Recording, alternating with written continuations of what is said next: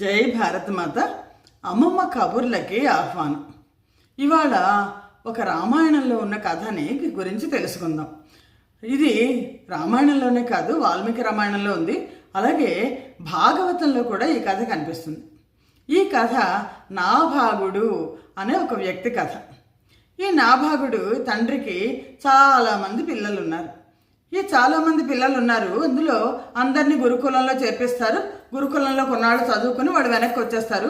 ఎవరికి ఎందులో ఇష్టం ఉంటే ఆ చదువు నేర్పిస్తారు, పంపించేస్తారు. కానీ ఈ నాభాగుడి విషయం వచ్చేసరికి అతనికి విద్య అంటే చాలా ఇష్టం, చదువు అంటే చాలా ఇష్టం. ఆయన ఈ నాభాగుడు చేరిన గురుకులంలో ఆ గురువు గారికి నాభాగుడు చాలా ఇష్టమైన ప్రియ శిష్యుడు. ఎందుకంటే ఏది నేర్పిస్తే అది నేర్చుకుంటున్నాడు నాభాగుడు. దాంతో ఏంటంటే గురువుగారు నీకు ఏది కావాలి అంటే గురువుగారు మీరు ఏది నేర్పిస్తే అది నేర్చుకుంటాను నేను అన్నాడు. అనేసరికి నాభాగుడికి ఒక శాస్త్రం తర్వాత మరొక శాస్త్రం, ఒక శాస్త్రం తర్వాత మరొక శాస్త్రం అన్నీ గురువుగారు నేర్పిస్తున్నారు. మామూలుగా గురుకులంలో ఉంటే 8 ఏళ్ళు ఉంటారు, లేకపోతే అంతకంటే ఎక్కువైతే 16 ఏళ్ళు ఉంటారు. 16 ఏళ్ల తర్వాత వచ్చేసి వివాహం చేసేసుకుంటారు. కానీ ఈ నాభాగుడు ఏంటంటే ఇప్పుడు మన కాలేజీల్లో మనం physics, chemistry, maths, biological sciences, history, politics, economics అన్నీ చదివితే ఎలా ఉంటుంది, అలాగా ఇతను అన్నీ చదువుకుంటూ వెళ్ళిపోయాడు. చాలా కాలం నాభాగుడు గురువు గారి దగ్గర గురుకులంలో ఉండిపోయాడు. వెళ్ళిపోయాక ఇంక కొన్నాళ్ళకి గురువుగారు అన్నారు, నువ్వు పెద్దవాడు అయిపోతున్నావు, నీకు వయస్సు మీరిపోతుంది, పెళ్లి చేసుకోవాలి, నువ్వు గృహస్థు అవ్వాలి, నువ్వు ఇంటికి వెళ్ళిపో అని పంపించేశారు. నేను చెప్పగలిగినవన్నీ చెప్పేశాను నీకు, నువ్వు గురుకులాన్ని ఏదైనా పెట్టుకో అంటే నాకు ఉపాధ్యాయ వృత్తిలో అంత ఇష్టం లేదు, నేను ఏదైనా సరే ఎక్కడైనా సరే సలహా చెప్పడానికి నేను ఒక ఉద్యోగిగా చేరతాను అన్నాడు. అని నాభాగుడు వెనక్కి వచ్చేసాడు. వెనక్కి వచ్చేసరికి ఏమైందంటే నాభాగుడు ఎంతసేపు ఆ గురుకులంలో ఉన్నాడు. చాలా కాలం గడిచిపోయింది. తండ్రి ముసలివాడైపోయాడు, తల్లి మరణించింది. దాంతో ఏంటంటే మిగిలిన పిల్లలందరూ మొత్తం ఆస్తి అంతా కూడా పంచేసుకున్నారు.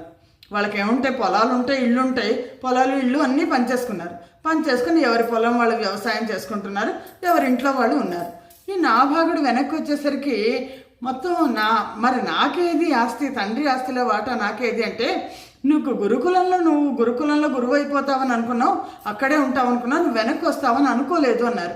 ఎందుకంటే ఈ చదువు పిచ్చితో అక్కడే ఉండిపోయావు చాలా కాలం, నువ్వు వెనక్కి వస్తావని అనుకోలేదు అని. అంటే మరి మీలో మీ దాంట్లో కొంత నాకు ఇవ్వండి అంటే అలా ఎలా కుదురుతుంది అన్నారు. ఆస్తి పంపకాలు అయిపోయినాయి, మేము అనుభవిస్తున్నాం, మా పిల్లలు కూడా అనుభవిస్తున్నారు, ఇప్పుడు మేము మా దాంట్లో తీసి ఇవ్వడానికి అవకాశం లేదు, పంచుకోని ఆస్తి ఒక్కటే ఉంది, తండ్రి ఉన్నాడు, తండ్రిని తీసుకెళ్ళి అన్నారు. తండ్రి ఆస్తి ఎలా అవుతాడు? తండ్రిని వీళ్ళు ఒకళ్ళకి తర్వాత ఒకళ్ళు లేదో పెద్ద కొడుకు చూస్తూ ఉంటాడు అని, నా తండ్రిని మాత్రం మేము పంచుకోలేదు, ఆ ఆస్తి ఒక్కటే ఉంది, ఆ ఆస్తిని తండ్రిని తీసుకెళ్ళు అని అంటే ఇంకా నాభాగుడు, నాన్నారా మన ఇద్దరం కలిసి ఎలాగోలా కలో గంజో ఇద్దరం కలిసి ఉందామని నాభాగుడు తండ్రి దగ్గరికి వచ్చి తండ్రిని రమ్మన్నాడు. అంటే అప్పుడు తండ్రి అన్నాడు, నువ్వు గురుకులంలో ఉన్నావు, నువ్వు మళ్ళీ వెనక్కి వస్తావు అన్న ఆలోచన లేకుండా ఆస్తి పంపకం నేనే చేశారా, నువ్వు గురుకులంలో గురువుగారి దగ్గర ఉండిపోతావేమో అని అనుకున్నావు, నీకు చాలా అన్యాయం జరిగింది, కానీ నీకు న్యాయం జరగడానికి నేను ఒక పాట చెప్తాను విను అని, నువ్వు చాలా శాస్త్రాలు నేర్చుకున్నావు కానీ మంత్రాలు నేర్చుకోలేదు, నీకు సాధన చేయగలిగిన మంత్రాలు రావు, నేను నీకు కొన్ని మంత్రాలు నేర్పిస్తాను అంటే, మంత్రాల వల్ల ఉపయోగం ఏంటి అంటే నేను చెప్తాను, నేను చెప్పిన మంత్రాలు నువ్వు నేర్చుకో ముందర అని తండ్రి ఏంటంటే కొన్ని మంత్రాలు, ప్రత్యేకమైన మంత్రాలని ఈ నాభాగుడికి నేర్పించాక నాభాగుడు చాలా తెలివిగలవాడు. వెంటనే మంత్రాలు 1 వారం రోజుల లోపల వస్తే అప్పుడు ఏం చెప్పాడంటే తండ్రి, ఇక్కడ దగ్గరలో రాజు పెద్ద యజ్ఞం చేస్తున్నాడు, కానీ ఆ యజ్ఞం పూర్తి అవ్వాలంటే నేను ఇప్పుడు నీకు నేర్పించిన మంత్రాలని వాడి క్రతువును పూర్తి చేయాలి తప్ప ఈ మంత్రాలు అక్కడ ఉన్న ఋత్విక్కులు అంటే యజ్ఞాన్ని నిర్వహించేవాళ్ళు, వాళ్ళు ఎవ్వరికీ తెలియదు, అంగీరస పుత్రుడు అక్కడ యజ్ఞాన్ని నిర్వహిస్తున్నాడు, నేను చెప్పానని చెప్పి అంగీరసుడు బహుశా ఈ తండ్రికి స్నేహితుడై ఉంటాడు, నేను చెప్పానని చెప్పి నువ్వు అక్కడికి వెళ్ళి ఋత్విక్కులకు సహాయం చేసి యజ్ఞాన్ని పూర్తయ్యేట్టు చెయ్యి, యజ్ఞం పూర్తయితే వాళ్ళు నీకు కావలసిందంతా ఇస్తారు, నువ్వు ధనవంతుడు అవుతావు అని అన్నారు. అని అంటే సరే అని చెప్పేసి నాభాగుడు బయలుదేరి వెళ్ళాడు. వెళ్ళి ఆ యజ్ఞం జరిగే చోటుకి వెళ్ళాడు. నిజంగానే యజ్ఞం జరిగే చోట సరిగ్గా యజ్ఞం జరుగుతోంది. ఈ క్రతువుని ఎలా పూర్తి చేయాలో మంత్రాలు ఏవో మనకి రావు, ఎవరున్నారా అని వాళ్ళు ఎదురు చూస్తున్నప్పుడు ఈ నాభాగుడు వెళ్ళి, ఈ క్రతువును పూర్తి చేసే మంత్రాలు నా దగ్గర ఉన్నాయి, నేను చెప్తాను, నేను నిర్వహిస్తాను క్రతువును పూర్తి చేయడం, మీరు పూర్తి చేసుకోండి అన్నాడు. అంటే ఆ రాజు చాలా సంతోషించాడు. ఈ ఋత్విక్కులు అంగీరస పుత్రుడు ఉన్నాడు, అతను కూడా చాలా సంతోషించాడు. మొత్తానికి ఈ నాభాగుడు ఆ రాజు గారికి యజ్ఞ ఫలం దక్కేట్టుగా మొత్తం యజ్ఞాన్ని మొత్తాన్ని పూర్తి చేశారు. పూర్తి చేశాక అప్పటికే బ్రాహ్మణులందరికీ సంభారాలు ఇచ్చేసేయడం, అంటే సంభావన ఇస్తారు వాళ్ళు, ఆ సంభావన ఇచ్చేసేయడం అయిపోయింది. ఇచ్చేసేయడం అయిపోయాక రాజు ఏమన్నారంటే, ఇక్కడ మిగిలిన వస్తువులన్నీ, యజ్ఞం చేయగా మిగిలిన వస్తువులన్నీ నువ్వు తీసుకెళ్ళిపోతే నీకు ఒక 10 ఏళ్ల పాటు ఈ వస్తువులన్నీ పనికొస్తాయి అన్నారు.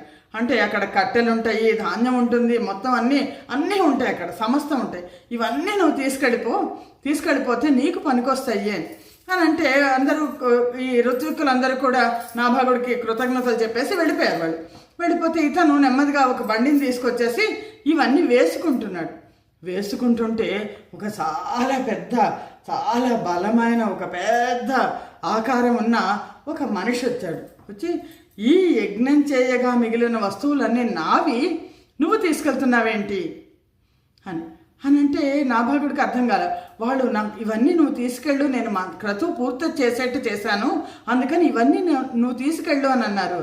అంటే లేదు, ఇవి నావి, నువ్వు వెళ్ళి కావాలంటే నీ తండ్రిని అడుగు అని అంటే, అప్పుడు తండ్రి నువ్వెవరివి అంటే, నేను రుద్రాంశని అన్నాడు. అని అంటే నాభాగుడు వెనక్కి వచ్చాడు. వాళ్ళకు చాలా ఇస్తారని చెప్పావు, వాళ్ళు సంభావనగా ధనం ఏమీ ఇవ్వలేదు, అక్కడ ఉన్నవన్నీ తీసుకెళ్ళిపోమన్నారు, ఆ ఉన్నవన్నీ తీసుకొస్తుంటే ఒక అతను అడ్డుపడ్డాడు, చాలా బలిష్టంగా ఉన్నాడు, తేజోమూర్తిలాగా ఉన్నాడు, అగ్నిలాగా వెలుగుతున్నాడు అని తండ్రితో నన్ను ఏం చేయమంటావు అని అంటే, తండ్రి ఒక్క క్షణం ఆలోచించన్నాడు, వాళ్ళు నీకు సంభావన ఇవ్వకుండా నీకు చేశారు, సంభావన వస్తే నువ్వు ధనవంతుడు అయ్యేవాడివి, యజ్ఞంలో మిగిలినది ఏదైనా సరే అది రుద్రునికే చెందుతుంది. యజ్ఞం చేయడానికి ఎక్కడికన్నా ఏమన్నా వస్తువులు తీసుకెళ్తే ఆ యజ్ఞం పూర్తయిపోయాక ఆ వస్తువులను మళ్ళీ మనం వెనక్కి ఇంటికి తీసుకురాకూడదు, అది శాస్త్రం. ఎక్కడికన్నా ఏదన్నా ఒక పూజ చేయడానికి వెళ్తే ఆ పూజకి ఇన్ని పూలు పట్టుకెళ్తాను దేవుడి గుడికి, సగం పూలు చేసి సగం పూలు ఇంటికి తీసుకురాకూడదు, అక్కడ పూర్తిగా పూజ చేసేయాలి, లేదా అక్కడ ఎవరికైనా ఇచ్చేసేయాలి. ఏదైనా సరే ఇది రుద్రుడికి చెందుతుంది, ఇది సరైనది, నువ్వు వెళ్ళి రుద్రుడికి నమస్కరించి నిన్ను ధనవంతుని చేయమని కోరుకో అని అనేసరి అని రుద్రుడికి సంబంధించిన మంత్రాలను తండ్రి ఉపదేశించాడు. నాభాగుడు వెనక్కి వెళ్ళి ఆ తేజోమూర్తి అయిన రుద్రుడికి నమస్కారం చేసి, శివరూపమైన శివస్వరూపం, రుద్రస్వరూపం అంటే నమస్కారం చేసి ప్రార్థించాడు.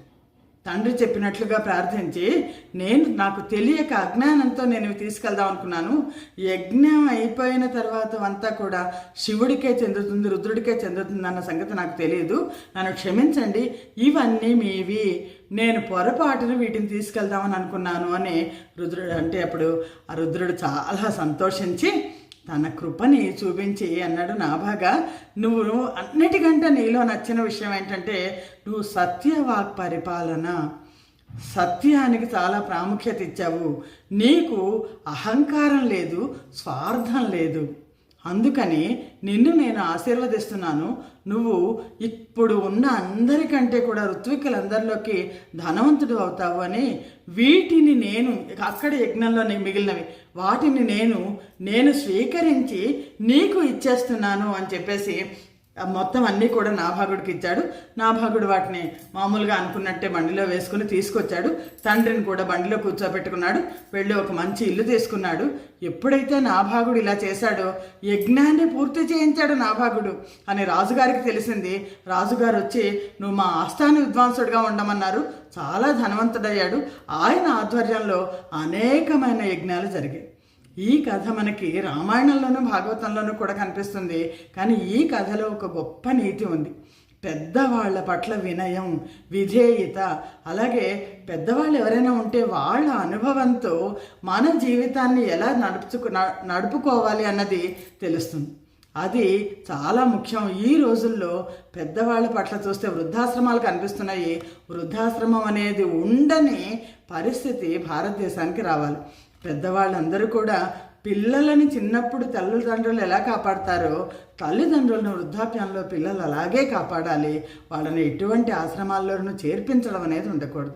జై భారతమాత, జై హింద్.